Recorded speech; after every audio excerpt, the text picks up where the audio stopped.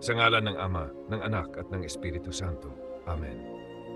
Panginoong Diyos, sa mundong puno ng ingay, problema at pag-aalala, hinihiling ko po ang isang tahimik at payapang buhay.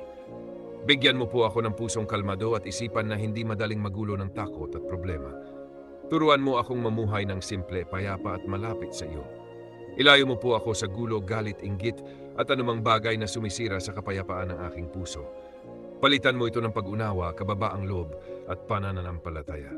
Panginoon, tulungan mo akong tanggapin ang mga bagay na hindi ko kayang kontrolin, matutong magtiwala sa iyong plano para sa aking buhay. Kapag mabigat ang aking nararamdaman, ikaw nawa ang aking pahinga. Kapag magulo ang aking isip, ikaw nawa ang aking kapayapaan.